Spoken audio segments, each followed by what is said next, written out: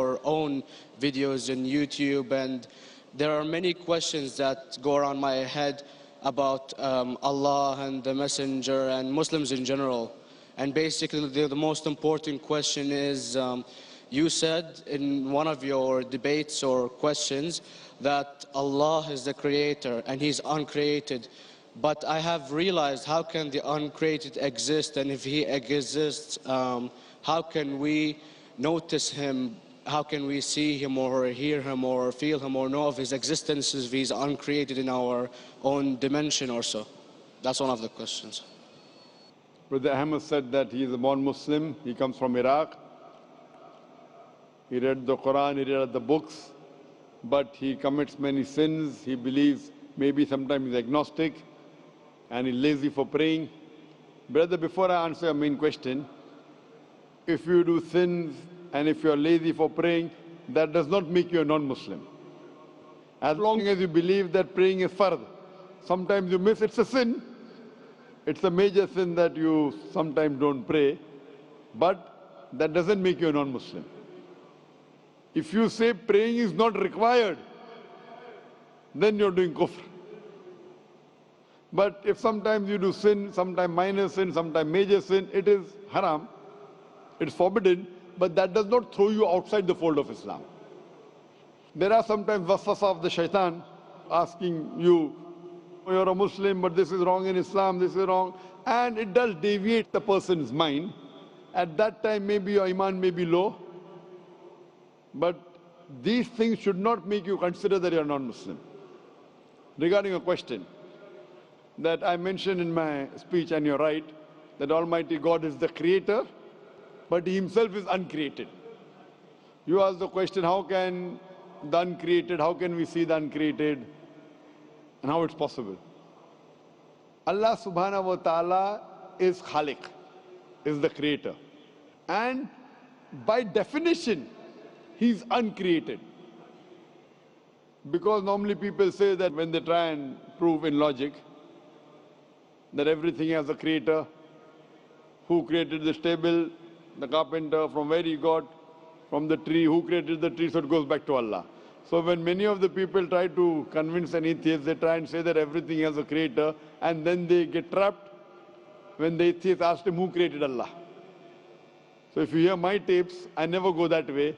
I ask the atheist that how did you come to know about the universe? How did you come to know about the functioning of the stars, of the sun? And he says, and goes back, that the creator. So it's the vice versa. So if you know how to deal with logic, you don't trip over this problem with the atheist trap, the Muslims or the believers, by saying who created Allah. By definition, Allah is uncreated.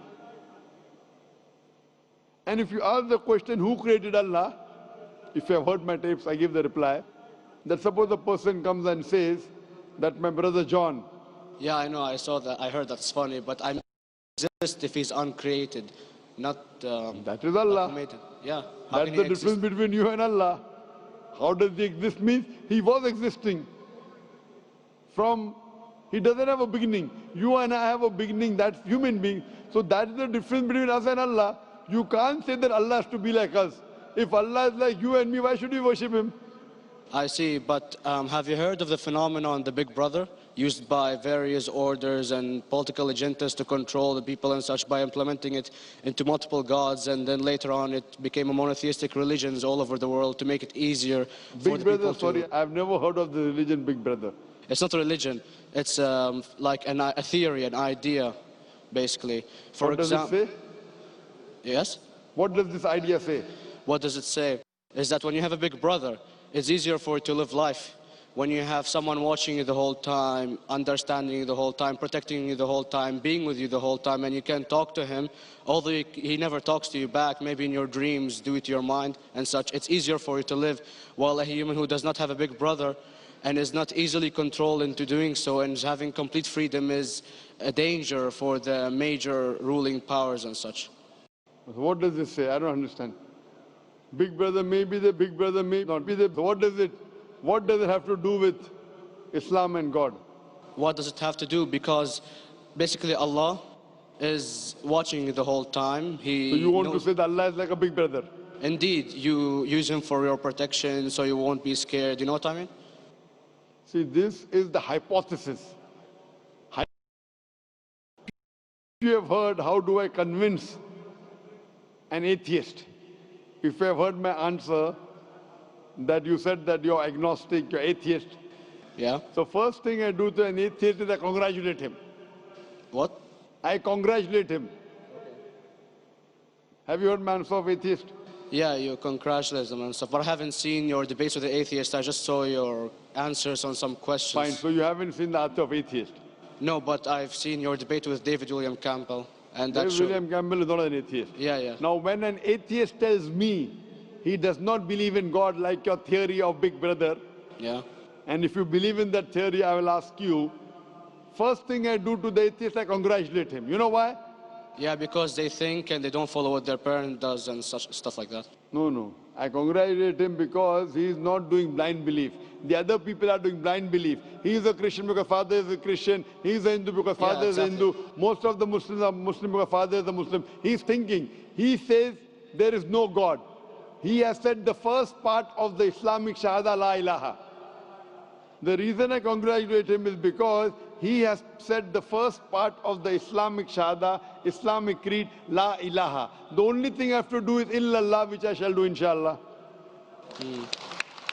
So if you have heard my answer, an atheist becomes an atheist because he believes in science, he believes in logic. Or I ask him that if an equipment is bought in front of him, which no one in the world has ever seen, and if the question is asked, that who will be the first person who will be able to tell you the mechanism of this new equipment? What is the answer? Of course, he's going to tell you the producer or the maker of this equipment. Creator, producer, maker. So when we ask him questions that how did this universe come into existence, he will talk about the Big Bang.